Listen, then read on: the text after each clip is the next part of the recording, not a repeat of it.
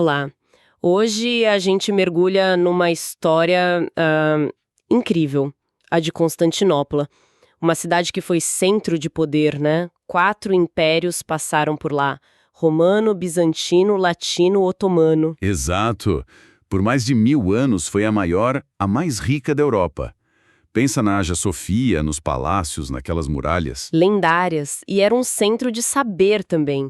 Nosso objetivo hoje é entender essa trajetória, sabe? Desde a fundação por Constantino, lá em 330, sobre a antiga Bizâncio, até, bom, a queda em 1453. E essa escolha de Constantino, olha, não foi à toa. A localização de Bizâncio era única, defensável, controlando o Bósforo, que é essa passagem chave, né? Sim, a ligação entre Europa e Ásia, Mar Negro e Mediterrâneo. Uma encruzilhada total. Total. Já era importante antes, mesmo tendo sido destruída e reconstruída. O Constantino viu o potencial, ergueu a nova Roma bem rápido, trouxe tesouros, arte, estabeleceu ali um novo eixo de poder de fato. E a cidade floresceu muito, principalmente com Justiniano I, no século VI, né? Ele expandiu o império, mas também reconstruiu a Hagia Sofia depois dos tumultos de Nica. Isso. E, nossa, que tumultos. Mas ele soube usar a reconstrução para reforçar a imagem imperial. Só que os desafios eram gigantescos também. Imagino, teve a peste de Justiniano. Que matou, quase metade da população. Um impacto brutal.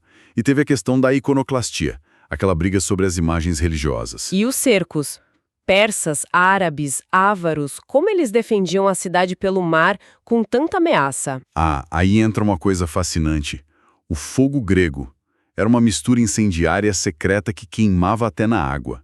Foi crucial para a defesa naval deles. Nossa, que tecnologia! Renascimentos culturais. Como o macedônio e o comeno, né? A arte bizantina floresceu e influenciou até a Europa Ocidental. Exatamente. Mas aí vem um golpe duro em 1071, a derrota em Manzikert. Isso abriu a Anatólia, o coração do império, para os turcos seljúcidas. Foi um prenúncio do que viria. Falando em golpes, o de 1204 parece ter sido o pior de todos antes da queda final.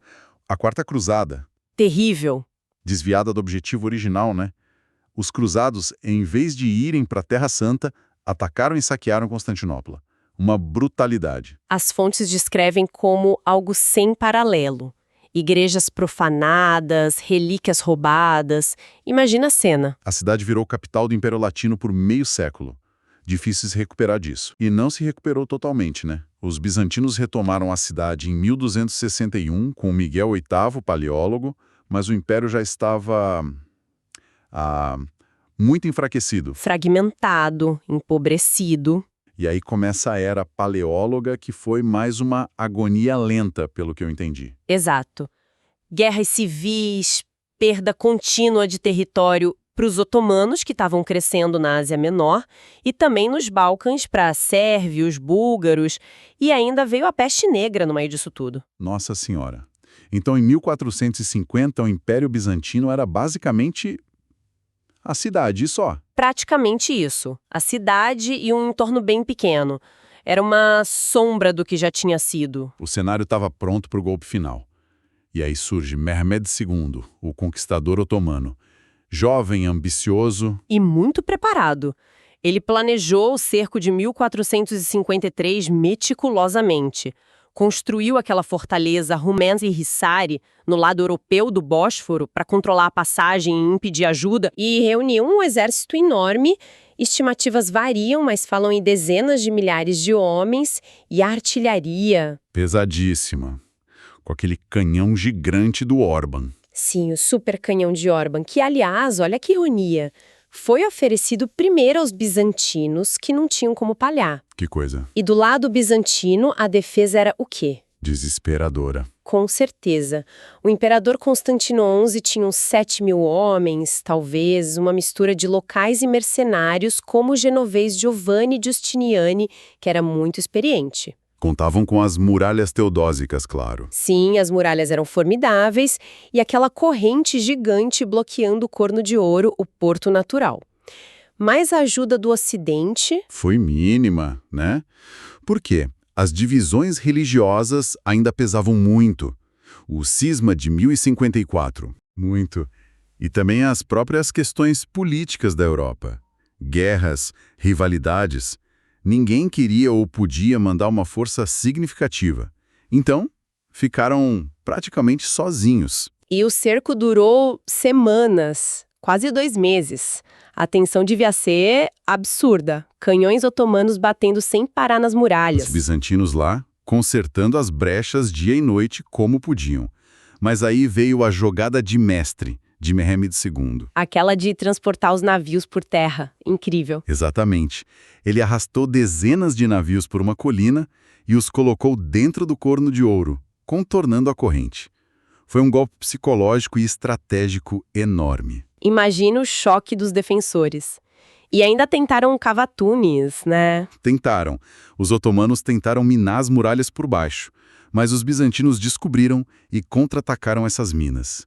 Mas a pressão era constante, desgastante. Até o assalto final, em 29 de maio de 1453. Isso, na madrugada. Depois de algumas ondas de ataque repelidas, a tropa de elite otomana, os janízaros, concentrou o esforço num ponto mais fraco da muralha. E aí teve um momento chave. Justiniane ferido. Exato. Giovanni Giustiniani, o comandante genovês, foi gravemente ferido. A retirada dele, mesmo que para ser tratado, causou um certo pânico, abalou a defesa. Foi ali que as linhas romperam. E o imperador Constantino XI, o que aconteceu com ele? A tradição diz que ele tirou as insígnias imperiais e morreu lutando bravamente na brecha, junto com soldados. Um fim heróico, né? O último imperador romano. Seu corpo nunca foi identificado com certeza. E depois da queda, veio o saque. Sim, 3 dias de saque. Os relatos variam sobre a intensidade, se foi pior ou não que o de 1204, mas houve muita destruição, mortes, escravização. Foi o fim definitivo do Império Romano do Oriente, o bizantino, um choque imenso para a Europa cristã. A Ágia Sofia virou mesquita e a cidade se tornou Istambul, a nova capital otomana.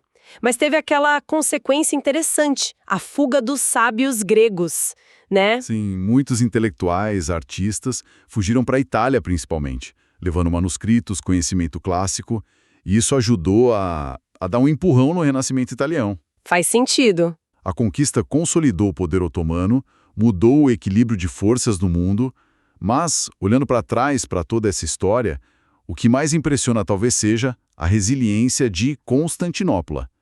Durou mais de 1.100 anos como capital. É verdade. Uma duração impressionante. Então fica a reflexão, né? Como um símbolo tão duradouro de poder, de civilização, acabou sendo superado. E o que essa transformação de Constantinopla para Istambul nos diz sobre as mudanças e as continuidades na história mundial.